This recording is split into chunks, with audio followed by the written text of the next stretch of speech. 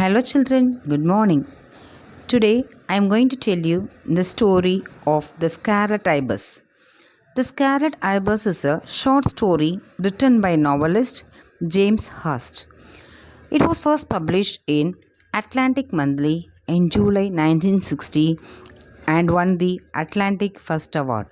In The Scarlet Ibis, the narrator recounts events that occurred in the past. When the narrator is 6, his little brother is born. He is born in a caul, meaning a membrane surrounded his head. So everyone expects him to die. However, the little brother lives, and when he is 3 months old, their parents give him the name William Armstrong, of which the narrator does not approve. The narrator is extremely upset that his little brother is disabled.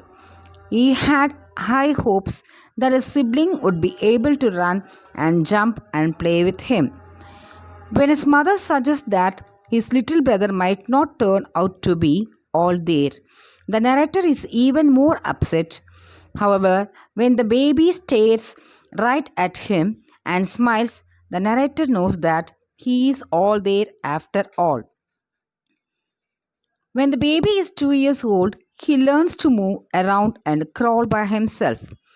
As soon as he does, they decide they need to give him a new name that fits him better. They settle on Doodle because he only crawls backwards, just like a doodle bug. Only their Aunt Nicey does not think his name is fitting. She believes that he should be treated with more respect since the call babies might turn out to be saints.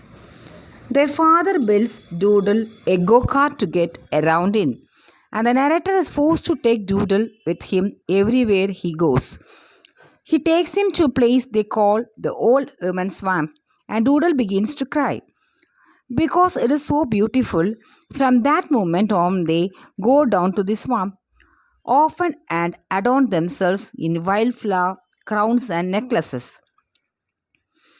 At other times, though the narrator is mean to Doodle, most notably, he takes Doodle to see the coffin that was made for him when everyone thought he was going to die, now sitting forgotten in the barn. He forces Doodle to touch it and threatens to leave him alone with it if he does not. When Doodle turns 5, the narrator is embraced by having a brother who cannot walk, so he decided to teach him. It takes a lot of practicing to overcome Doodle's disability. But they press on because the narrator's pride will not allow him to stop. Finally, Doodle stands up on his own and eventually he can take a few steps by himself. They reveal their success to everyone on Doodle's 6th birthday, and everyone is happy with the narrator for teaching him. The narrator cries, though, because he knows he did it more for himself than for Doodle. Eventually, the narrator believes that he can teach Doodle to do anything, so he decides to teach him to run, swim, climb trees, and fight, so that the following year he can start school on the same level as all the other children. They do not get much practice in that winter, but when spring comes, they begin to work hard. However, that summer is terrible, and the family loses a lot of crops. School comes up fast, so the brother redouble their effort so that Doodle will be prepared. Doodle, however, is being pushed beyond his limits. A storm is on the horizon one day, and while they sit and eat lunch, they spot a huge red bird in a nearby tree. When they go outside, it flies down to the ground and dies at their feet, apparently hurt and exhausted from being thrown off, caused by the storm. Doodle is especially sympathetic and gives the bird a proper burial.